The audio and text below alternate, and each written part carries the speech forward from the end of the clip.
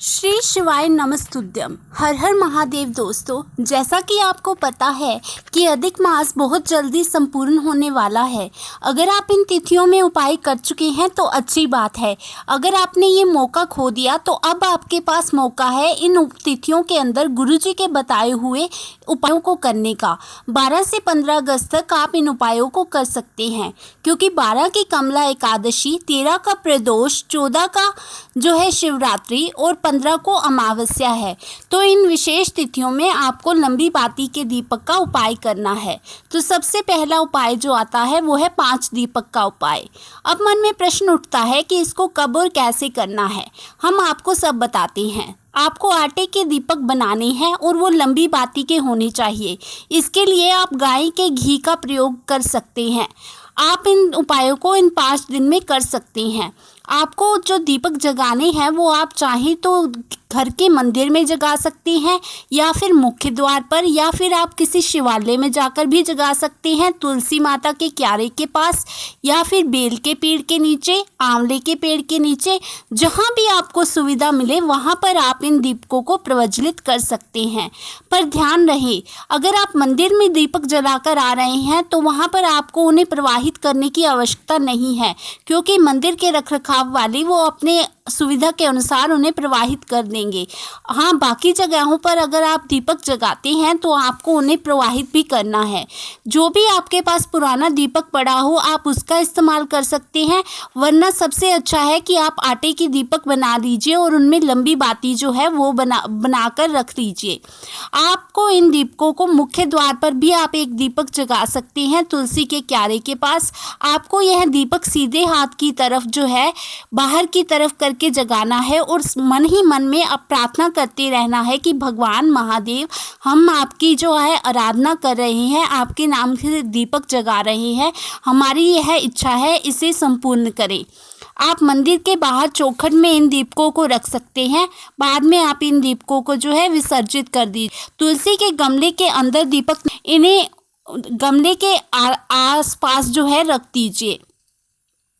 अब हम आपको बताते हैं कि आपको 12 कौन सा उपाय करना है। प्रातःकाल स्नान करने के बाद आपको 2 लोटा जल ले जाना है और कुछ पुष्प लेकर जाने हैं। इन पुष्प को भी आप ले जाइए अपने साथ। वहां जाकर सबसे पहले आप जल को समर्पित कर दीजिए, उसके बाद पुष्प अर्पित कर दीजिए और उसके बाद आप नंदी के पास बैठकर स्वधा स्वधा स्वधा का जाप कीजिए। एकादशी वाले दिन स्वधा का जाप करने से आपके जीवन में खुशियों की बहार आती है। यह बहुत ही ज़्यादा शुभ माना जाता है, इसलिए आप इसका जाप अवश्य करें। एक उपाय और करें, साथ साथ आप पीपल के पेड़ के नीचे जो है दीपक ज़रूर लगाएं। इससे आपको शनिवार को जो दीपक लगता है उसकी तो वैसे भी बहुत ज़्यादा महत्वता होती है। आपके घर में विष्णु भगवान के साथ साथ लक्ष्मी का भी वास होता है। आप 13 अगस्त को भी 5 दीपक वाला उपाय कर सकते हैं, क्योंकि उस दिन प्रदोष है। तो प्रदोष काल में प्रदोष का जो उपाय करता है कोई, उसके जीवन में खुशियां आती हैं। 14 अगस्त की शिवरात्रि है, तो शिवरात्रि में भी आप, अगर आपका व्यापार नहीं चल रहा, आप आर्थिक तंगी से जूझ रहे हैं, तो आपको प्रातःकाल स्नान कर लेना है और उसके बाद शुद्ध वस्त्र धारण कर लेने हैं। उसके बाद आपको 3 बेलपत्र लेकर शिव मंदिर में चले जाना है। 1 लोटा जल भी ले जाइए। आप इन 3 बेलपत्रों को अलग अलग जगह पर समर्पित करेंगे। सबसे पहला जो बेलपत्र आता है वह अशोक सुंदरी पर चढ़ाया जाएगा। ध्यान रहे कि उसकी डंडी जो है वो जलाधारी की तरफ होनी चाहिए। दूसरा बेलपत्र जो आप लेंगे, शिवलिंग पर जो जल का पात्र रखा होता है वहाँ की 5 कन्याओं का वास होता है, तो उस पत्र को आपको उस स्थान पर रखना है। और शिव जी की जो 5 कन्याएं हैं, जया, देव, विषधर, दोतली, शामिलधारी, आपने शामिलबारी, इनका भी नाम लेकर जो है आपको ये बेलपत्र वहाँ पर छुआकर शिवलिंग पर अर्पित कर देना है। उसके बाद जो आपका तीसरा बेलपत्र होगा उसको आपको पार्वती माता के स्थान पर छुआना है और उसको आपको बेलपत्र को उठा लेना है। अब इस बेलपत्र को आपको बेल के पेड़ के नीचे ले जाकर वहाँ पर कोई कंकड़ पत्थर पड़ा हो तो उसको शिव जी का स्वरूप मानकर उसके ऊपर अर्पित कर देना है। अगर आपको वहाँ पर कोई कंकड़ पत्थर नहीं मिलता तो आपको वहाँ पर एक पार्थिव शिवलिंग का निर्माण मिट्टी से थोड़ा सा कर लेना है और मन ही मन अपनी जो प्रार्थना है वो कहते हुए शिवलिंग पर बेलपत्र अर्पित कर दें। आप इस छोटे से उपाय कीजिए। उपाय को करके देखिए, आपके जीवन से जो दुख है वो दूर हो जाएगा और आपकी जो भी मनोकामना है वह पूर्ण हो जाएगी। तो ये थे कुछ छोटे छोटे उपाय।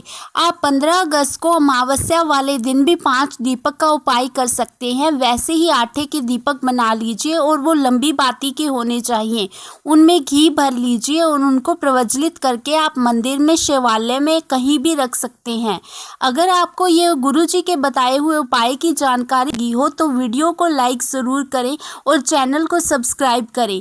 आपका एक सब्सक्राइब मुझे आपके लिए और अच्छी से अच्छी जानकारी लेकर आने की प्रेरणा देता है। पुराण के गुरुजी के बताए हुए इन उपायों को करिए और अपने जीवन में आने वाले दुखों को दूर करिए और महादेव की कृपा के पात्र बनिए।